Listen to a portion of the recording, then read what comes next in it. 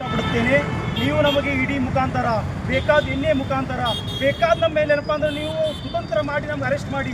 ಆದರೆ ಇದು ವಕಫ್ ರಿಲೇಟೆಡ್ ಏನಪ್ಪ ಅಂದ್ರೆ ಯಾವ ರೀತಿ ಸಹಾಯಕ ಇದೆಯಲ್ಲ ಅನ್ನೋ ಅವ್ರ ದಿನೊಳಗೆ ಅರ್ಥ ಮಾಡಿದ್ರು. ಇಲ್ಲಿ ದೀನ್ ಜಿಂದ ಆಗಬೇಕು, ಇಲ್ಲ ನಮ್ಮ ಖಬರ್ ಜಿಂದ ಆಗಬೇಕು. ಇದೇ ರೀತಿ ನಮ್ಮ ಏನಪ್ಪ ಅಂದ್ರೆ STPI ಅಹದ್ ಮಾಡಿದೆ. ಇಲ್ಲಿ ಏನಪ್ಪ ಅಂದ್ರೆ ವಕಫ್ ಕಾಯ್ದೆ ಸರ್ವನಾಶ ಆಗಬೇಕು. ಇಲ್ಲ ನಮ್ದು ಏನಪ್ಪ ಅಂದ್ರೆ ಒಂದು ಅಸೆಂಬ್ಲಿಯಿಂದ ಹಿಡ್ಕೊಂಡು ಬ್ರಾಂಚಿಂದ ಹಿಡ್ಕೊಂಡು ನ್ಯಾಷನಲ್ ತನಕ ಪ್ರತಿಯೊಬ್ಬ ಏನಪ್ಪ ಅಂದ್ರೆ ನಾಯಕನಾಗಲಿ, ಒಂದು ಬ್ರಾಂಚ್ ಮೆಂಬರ್ ಆಗಲಿ, ಒಬ್ರು ಏನಪ್ಪ ಅಂದ್ರೆ ಖಬರ್ ಆಗಲಿ, ಅವ್ರ ಖಬರ್ ಇಲ್ಲೇ ಖಬರ್ ಆಗಬೇಕು. ನಾವು ಇದು ವಕಫ್ ಹೋರಾಟವನ್ನು ನಿಲ್ಲಿಸಕ್ಕೆ ಸಾಧ್ಯವಿಲ್ಲ. ವಕಫ್ ಹೋರಾಟ ನಾವು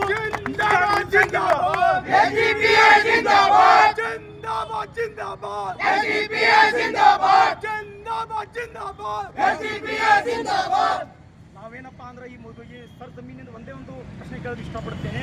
ನಮ್ಮ ಏನು ಪ್ರಧಾನಮಂತ್ರಿ ಇದ್ದಾರೆ ಅವ್ರಿಗೆ ನಾವೇನಪ್ಪ ಅಂದ್ರೆ ಮುಸಲ್ಮಾನರು ಕೂಡಿ ಹೋಗಿ ಬೇಡಿದ್ದಿಲ್ಲ.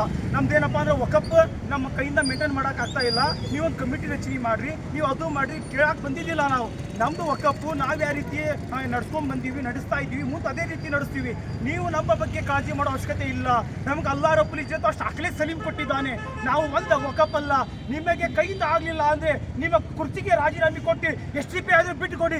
ಈ ಸರ್ಕಾರ ಈ ಭೂಮಿಯ ಈ ಜಗತ್ತನ್ನು ಯಾವ ರೀತಿ ಹುಕುಮತ್ ಮಾಡಬೇಕು ಹಜರತ್ ಖಿಲಾಫತ್ ಉಮರ್ ಎಲ್ಲರೂ ಹೇಳಿದ್ರು, ಆ ರೀತಿ ನಾವು ಹುಕುಮತ್ ಮಾಡಿ ಜೈನ್ ಅಮನ್ ಸುಕೂನ್ರಿಂದ ಈ ಜಗತ್ತಿನಲ್ಲಿ ಹುಕುಮತ್ ಮಾಡೋದು ನಾವು ನಿಮ್ಗೆ ಕಳಿಸಿಕೊಡುತ್ತೇವೆ. ಇದು ನೀವು ಇಡೀ ಮುಖಾಂತರ NI ಮುಖಾಂತರ ನಮ್ಮ ನಾಯಕರು ಬಂಧನೆ ಮಾಡಿದರೆ ನಾವು ಇದಕ್ಕೂ ಬಗ್ಗೋ ಮಕ್ಕಳಲ್ಲ. ನೀವು ಯಾವ ರೀತಿ ಏನಪ್ಪ ಅಂದ್ರೆ ನಾವು ನಮ್ಮನ್ನ ಬಂಧಿಸ್ತೀರಿ, ಅದೇ ರೀತಿ ಪ್ರತಿಯೊಂದು ಮನೆಯಲ್ಲಿ ಮತ್ತೆ ಮುತಾಯಿ ತಯಾರಾಗ್ತಾರ. ನಮ್ಮ ಮನೆಯಲ್ಲಿ ಪ್ರತಿಯೊಂದು ಮನೆಯಲ್ಲಿ ಹಜರತ್ ಶಹೀದ್ ಮಿಲ್ಲತ್ ಟಿಪ್ಪು ಸುಲ್ತಾನ್ ಅಹಮದುಲ್ಲಾ ಅಲಿ ಅದಾರ. ಒಂದು ಮನೆಯಲ್ಲಿ ಹಜರತ್ ಏನಪ್ಪ ಡಾಕ್ಟರ್ BR ಅಂಬೇಡ್ಕರ್ ಸರ್ ಅದಾರ. ನಾವು ಅಂಜೋ ಮಕ್ಕಳಲ್ಲ. ಇದು ಹೋರಾಟ ಈಗ ಶುರು ಆಗಿದೆ.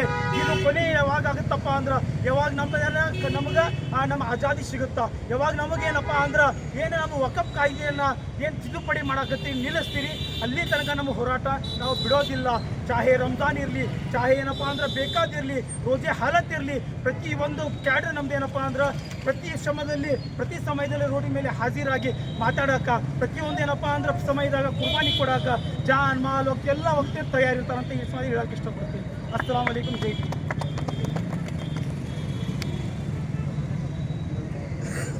ಧನ್ಯವಾದಗಳು.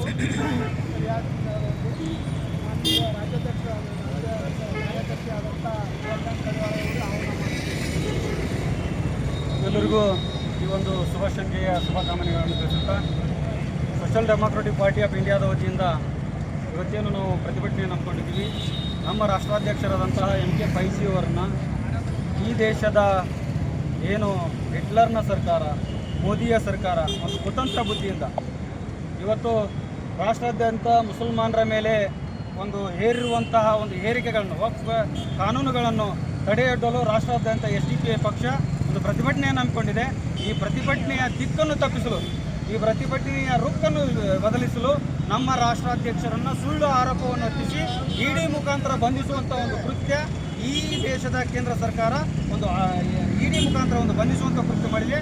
ಅಂತಹ 1000 ಬಂಧನವಾದರೂ ಕೂಡ STPIನ ಪ್ರತಿಯೊಬ್ಬ ಕಾರ್ಯಕರ್ತರು ಕೂಡ ಎದಿಗುಂದು ಹೋಗಲ್ಲ ಅಂತೇಳಿ ಈ ಮುಖಾಂತರ ಮಾನ್ಯ ಮೋದಿ ಅವರಿಗೆ ಹೇಳಿಕೆ ಬಯಸ್ತೀನಿ. ಎಚ್ಚರಿಕೆ, ಇದು ಎಚ್ಚರಿಕೆ. STPI ಎಚ್ಚರಿಕೆ, ಎಚ್ಚರಿಕೆ, ಇದು ಎಚ್ಚರಿಕೆ. ಮೋದಿ ಸರ್ಕಾರಕ್ಕೆ ಎಚ್ಚರಿಕೆ. ನೀವು ಕೇವಲ ಬಂಧನ ಮಾಡಿ ನಮ್ಮ ರಾಷ್ಟ್ರಾಧ್ಯಕ್ಷರನ್ನು ಬಂಧನ ಮಾಡಿ ಹಿಂದೆ ಇರುವಂಥ ಎಲ್ಲ ನಾಯಕರನ್ನು ಬೆದರಿಸುವಂಥ ಕುತಂತ್ರ ಬುದ್ಧಿ ನಿಮ್ಮದಾಗಿದ್ದರೆ ಇನ್ನೂ ಇದರ 3 ಪಟ್ಟು ಹೆಚ್ಚಾಗುತ್ತದೆ. ಯಾಕಂದರೆ ಇದು ರಂಜಾನ್ ತಿಂಗಳಿದೆ. ನೀವು ಉದ್ದೇಶಪೂರ್ವಕವಾಗಿ ನೀವು ಯಾವ ಗುಜರಾತ್ನಿಂದ ಬಂದು ಈ ದೇಶವನ್ನು ಆಳ್ವಿಕೆ ಮಾಡ್ತಾ ಇದ್ದೀರಿ, ಈ ದೇಶವನ್ನು ಈಗಾಗಲೇ ಮಾರಾಟವನ್ನು ಮಾಡಿಬಿಟ್ಟಿದ್ದೀರಿ.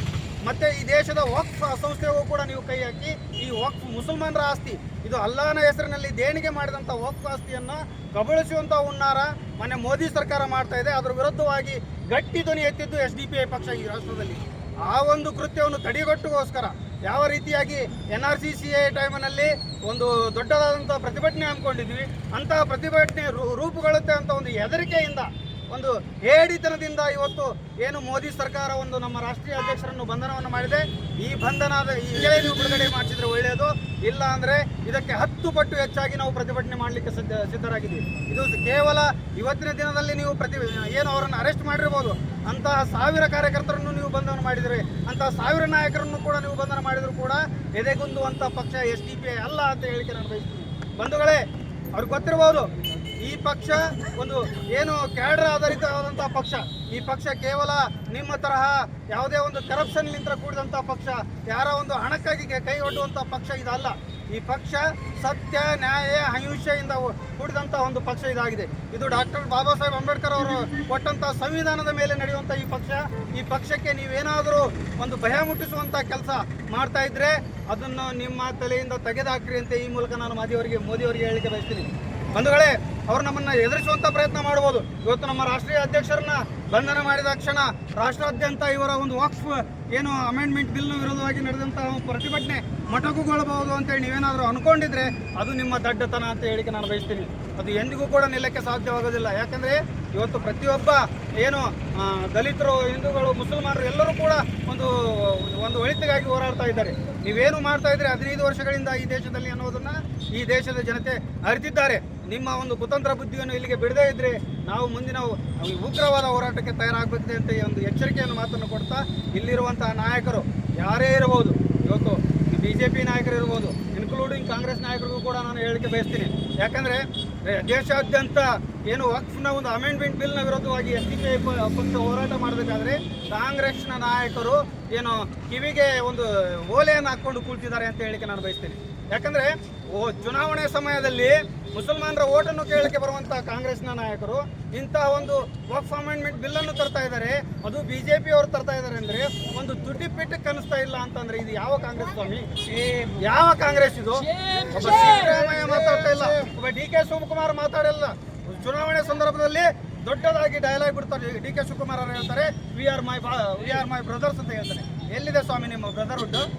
ಎಲ್ಲಿದೆ ನಿಮ್ಮ ಬ್ರದರ್ಹುಡ್? ಕೇವಲ ಮಾತಿಗಾಗಿ ನೀವು ಮುಸಲ್ಮಾನರ ಓಟನ್ನು ಮತ ಬ್ಯಾಂಕ್ ಮಾಡೋದಾದರೆ ನಾವು ಕೂಡ ತಯಾರಾಗಿದ್ದೇವೆ.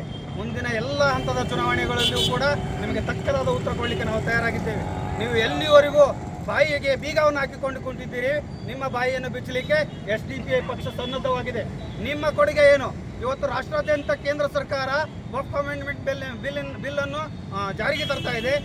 ಅದೊಂದು ಏನು ವಿರೋಧ ಪಕ್ಷದಾಗಿ ಮಾತುಗಳನ್ನು ಕೇಳದೆ ಅವರು ತನಗೆ ತಿಳಿದಂತೆ ಒಂದು ಜಾರಿಗೆಯನ್ನು ಮಾಡ್ತಾ ಇದೆ. ಆದರೆ ಇಲ್ಲಿ ರಾಜ್ಯದಲ್ಲಿರುವಂಥ ಕಾಂಗ್ರೆಸ್ ಪಕ್ಷವಾಗಲಿ, ಕಾಂಗ್ರೆಸ್ ಸಂಸದರಾಗಲಿ, ಕಾಂಗ್ರೆಸ್ ಶಾಸಕರಾಗಲಿ ಯಾರೂ ಕೂಡ ತುಟಿ ಬಿಸ್ತಾ ಇಲ್ಲ. ನೀವು ಯಾರ ಪರವಾಗಿದ್ದೀರಿ ಸ್ವಾಮಿ? ಕೇವಲ ಮುಸಲ್ಮಾನರ ಓಟ್ ಮಾತ್ರ ಬೇಕಾ ನೀವು? ಮುಸಲ್ಮಾನರಿಗೆ ತೊಂದರೆ ಆದಾಗ, ದಲಿತರಿಗೆ ತೊಂದರೆ ಆದಾಗ ಒಂದು ಬೀದಿಗೆ ಇಳಿಯದಂಥ ನಿಮ್ಮ ಒಂದು ನಾಯಕತ್ವ ಇದ್ದರೆಷ್ಟು ಹೋದ್ರೆ ಅಂತೂ ಎಷ್ಟು ಅಂತ ಹೇಳಿಕೆ ನಾನು ಬಯಸ್ತೀನಿ. ಅಂತಹ ಒಂದು ನಿಟ್ಟಿನಲ್ಲಿ ನೀವು ನಿಮ್ಮ ಈ ಒಂದು ಬುದ್ಧಿಯನ್ನು ಎಲ್ಲ ಜನತೆ, ಈ ದೇಶದ ಜನತೆ, ಈ ರಾಜ್ಯದ ಜನತೆ ಎಲ್ಲವನ್ನು ನೋಡ್ತಾ ಇದೆ. ಮುಂದೊಂದು ದಿನ ನಮ್ಮ ರಾಷ್ಟ್ರೀಯ ಅಧ್ಯಕ್ಷರ ಒಂದು ಕುತಂತ್ರ ಬುದ್ಧಿಯಿಂದ ಈ ಒಂದು ಕೇಂದ್ರ ಸರ್ಕಾರ ಒಂದು ಬಂಧನವನ್ನು ಮಾಡಿದೆ. ನಮಗೆ ನಂಬಿಕೆ ಇದೆ, ನೀವು ಈ ಅಧ್ಯಕ್ಷರನ್ನು ಬಿಡುಗಡೆಗೊಳಿಸ್ತಾ ಇದ್ದರೆ ನಮ್ಮ ಹೋರಾಟ ಇನ್ನೂ ತೀವ್ರಗೊಳ್ಳುತ್ತದೆ. ನಾವು ರಾಷ್ಟ್ರಾದ್ಯಂತ ಇನ್ನೂ ತೀವ್ರವಾದಂಥ ಹೋರಾಟವನ್ನು ಮಾಡ್ತೀವಿ ಅಂತೇಳಿ ಈ ಮೂಲಕ ಹೇಳ್ತಾ ನನ್ನ 2 ಮಾತುಗಳಿಗೆ ಮುಗಿಸ್ತೇನೆ. ಮುರ್ದಾಬಾದ್ ಮುರ್ದಾಬಾದ್ ಮುರ್ದಾಬಾದ್ ಮುರ್ದಾಬಾದ್ ಮೋದಿ ಸರ್ಕಾರ मुर्दाबाद मोदी सरकार भाई यार सर का भाई हमके फैजी को रिहा करो हमके फैजी को रिहा करो हमके फैजी को रिहा करो